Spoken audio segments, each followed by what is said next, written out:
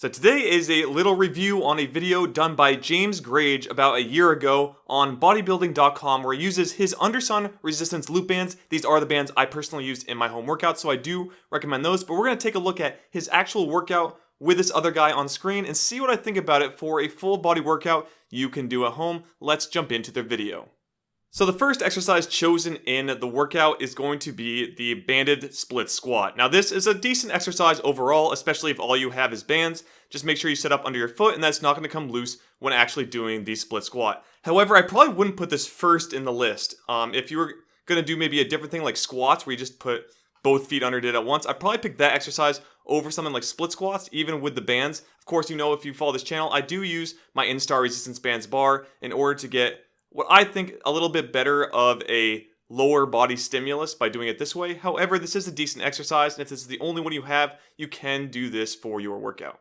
Next up, we have banded bicep curls. And of course, this is really the only way you can do it. Again, I use a bar in order to do this a little bit more comfortably, as he's holding them with both hands, and the band going around the outside of your palms can be very uncomfortable. That's how I'll put it, because I've done it many times this way when testing initially, and I just don't like the feeling of it all, and that is again why I use the bar, to avoid that feeling. But overall, this is a decent exercise if you do it properly. One thing I would note here, especially when doing the bicep curl one, he's going very fast with each one of his reps. I would slow this down quite a bit more. I like to do a 3-second lowering and then slow turn around for 2 more seconds and then hold at the peak for 1. So mine's a total of a 6-second rep. He's doing like half, if not less than half of that here, where he's kind of just dropping out and then going through concentric. I would take a little bit more time in each one of your reps to really make sure that you have the muscle under tension the entire time. Hey, and look at that, he added in the banded squats. Now I actually would have added this first before the split squats, but in his setup he decided to do split squats first for some reason.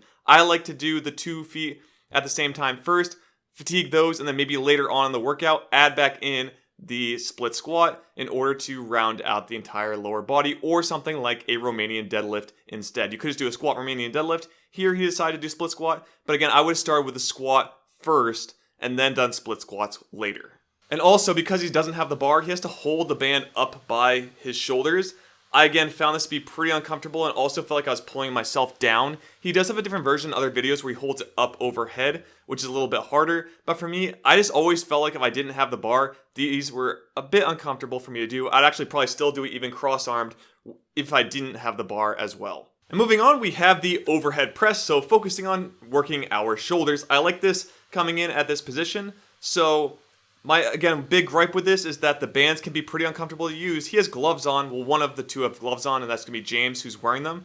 And if you don't have a bar, I recommend you use gloves or something else to protect your palms quite a bit, because it can, again, be pretty uncomfortable and can rip up your palms pretty good if you're not used to it. But this is going to be one of your best exercises to build the shoulders. Just make sure you go to proper fatigue, and I highly recommend that this be in your program somewhere. Exercise number 6 is going to be the weird one of the group so far, and it is the squat hold with band pull apart.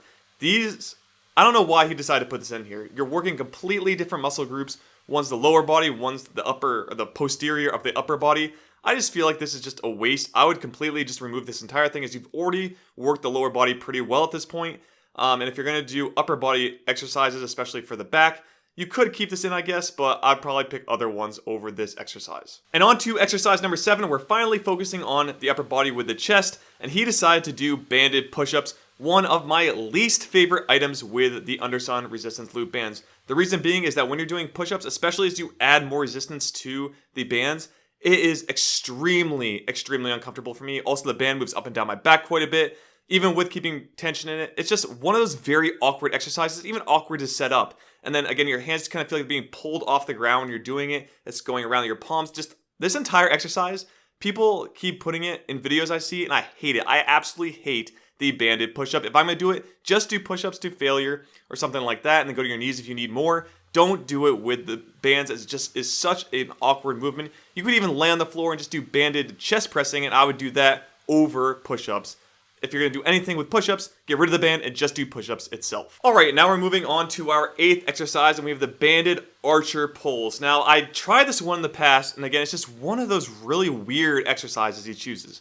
Now, again, they're not anchoring any of these exercises to anything, so that does make it a little harder to actually hit the back. But what I would rather do here is do a bent over row or a bent high row depending on where you want to focus on hitting your back. If you want to focus on the high mid back, you could do a high bent over row. If you want to focus more on your lats, you could pull more up towards your waist and get more of that lat in the row itself. So that's probably what I would do, is just anchor under the feet. Doing things where you're like pulling like an archer, yeah, it's kind of a cool name, it might look cool, but it's really not doing all that much, and you have to do one arm at a time, so it just takes a bit longer. Again, I would just focus on either doing a high pull or low pull to hit the upper back and the lats and lower back instead of doing the archer pulls. Now we're on to our 10th exercise of this one. Andy has the overhead tricep extensions, and this is one I would also pick if I'm using bands for my triceps. For me, I have a hard time keeping my hands as far apart as he does when doing this. I like to put them more together and then just go overhead. Make sure to keep those elbows tucked in as much as you can towards your ears, and then focus on keeping the elbows from moving in their position and just using your triceps to push their hands up towards the ceiling. But again, this is a great exercise, I think, chosen for this workout. For exercise number 11, which is the final exercise of the full body routine, he does the crunch, which in my opinion is the best option here. You don't need any of these other fancy abdominal exercises. As long as you do crunches and you really focus on contracting the core and rounding the spine, you are going to develop the abs really, really well. The rest will come with a calorie deficit and burning off body fat in order to see them. You really don't need any more of that, so this is a great exercise for the final one. Now overall, I did really like the setup for this workout. There's some things I would have changed. I probably would have stuck the squats before those split squats, as I mentioned. Get rid of the weird squat band pull apart thing. You don't even need that in there at all.